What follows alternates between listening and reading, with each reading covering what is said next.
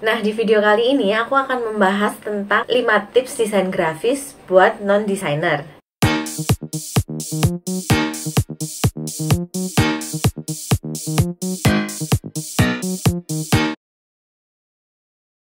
Halo teman-teman kreator, kembali lagi dengan aku Lisa dari channel Long Design Creator. Di channel LDC ini aku akan bahas tentang desain hack for non-designer di setiap hari Senin.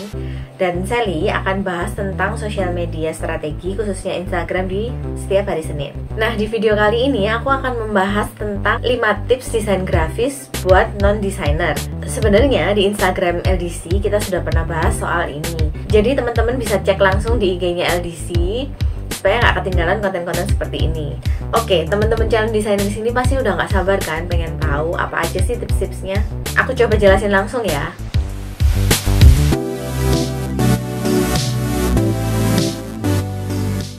Font ini jadi tips pertama karena dengan mengganti jenis font yang kalian gunakan aja bisa berpengaruh besar banget ke desain kalian. Nih contohnya, desain ini awalnya pakai font Times New Roman. Ini adalah font dasar yang biasa dipakai oleh software Microsoft Office yang biasanya teman-teman pakai untuk bikin laporan. Lalu karena ingin kesan yang lebih modern, maka aku coba ganti dengan font Museo. Hasilnya jadi tampak lebih modern dan menarik. Penggunaan font ini juga sebaiknya dibatasi. Dalam satu layout desain seperti ini, biasanya aku cuma pakai 1-2 jenis font aja, atau maksimal 3. Terlalu banyak font malah bikin desain terlihat kacau dan memakan waktu juga, karena waktu mendesain kalian harus pilih-pilih banyak font.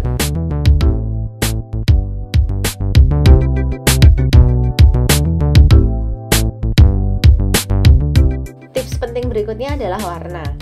Warna ini pengaruh banget ke desain kalian. Contohnya ketika kalian beli buah di pasar atau supermarket. Di antara banyak pilihan yang ada, pasti mata kita akan tertuju pada warna buah yang segar. Tanda-tandanya buah segar itu kayak apa sih? Itu yang warnanya cerah, rata, dan mengkilap. Bukan yang nampak kisut, terus warnanya pucat. Walaupun mungkin rasanya enak ya. Kalau kata pepatah, don't judge book by its cover. Nah, dalam desain nggak bisa diterapin kayak gitu. Mata manusia itu diciptakan untuk tertarik melihat hal-hal yang menarik perhatian mereka. Jadi peran warna menjadi salah satu faktor penting ketika mendesain. Kombinasi warna yang cocok akan membuat audiens betah melihat desain kita. Sebaliknya, kalau warnanya nggak pas, desain kita akan terlihat aneh dan mengganggu di mata audiens kamu.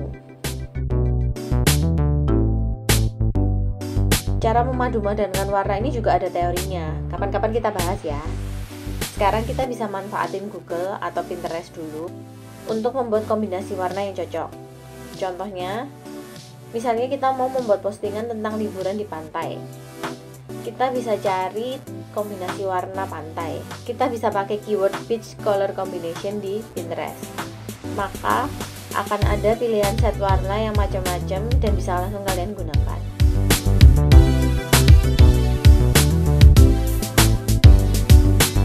Ukuran ini juga jadi elemen penting dalam mendesain. Salah satu contoh sederhananya, kalau teman-teman pernah baca koran, selalu dibuat judul lebih besar daripada isi beritanya. Bayangkan kalau koran itu semua ukuran fontnya sama. Pembaca pasti kesulitan mau baca yang mana duluan. Selain ukuran judul dan teks isi, ukuran foto atau gambar dalam satu layout juga mempengaruhi seberapa penting isi artikelnya. Permainan ukuran tujuannya adalah untuk menggiring pembaca mengikuti kemauan kita. Misalnya kita mau menggiring audiens membaca bagian mana duluan. Lalu ukuran ini juga bisa jadi penanda seberapa penting berita yang ditampilkan dari porsi ukurannya. Kalau dalam satu layout postingan Instagram ini misalnya, teman-teman akan diajak untuk membaca judul ini dulu, baru kemudian kontennya.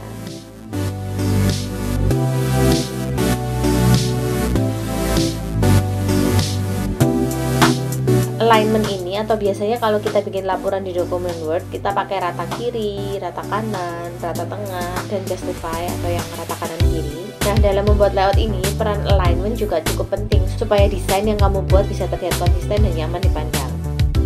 Contohnya, kalau kita membuat desain rata kiri seperti ini, dibandingkan dengan desain yang alignment gak jelas, kayak gini, audiens akan lebih mudah memahami isi komposisi konten yang disajikan ketika alignment-nya rapi. Bener nggak? Menurut teman-teman gimana? Coba komen di bawah ya.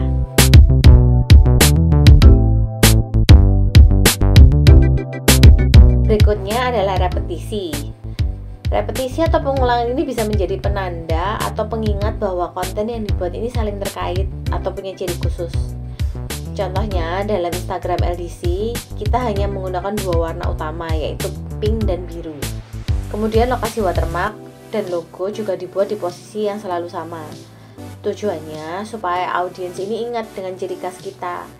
Di antara ratusan konten yang bertebaran di sosial media, harapannya audiens bisa tetap ingat dengan konten-konten buatan LDC, karena ada repetisi dalam desain-desain kita. Nah, tadi aku udah bahas 5 tips yang menurut aku paling penting diketahui sebelum teman-teman mulai mendesain. Gimana, teman-teman sudah siap untuk jadi calon desainer? Coba komen di bawah ya. Nanti aku akan bahas satu persatu masing-masing tips dan cara aplikasinya di video yang terpisah. Jangan lupa subscribe dan nyalakan tombol notifikasi supaya kalian gak ketinggalan konten-konten dari kita. Dan kalau bermanfaat buat kamu, bantu share konten ini supaya juga bisa bermanfaat buat teman-teman yang lain. Sampai di sini dulu ya video kali ini. Kita akan ketemu lagi di hari Kamis depan. Jangan lupa setiap Senin ada konten tentang sosial media yang akan dibawakan oleh Sally. Bye-bye.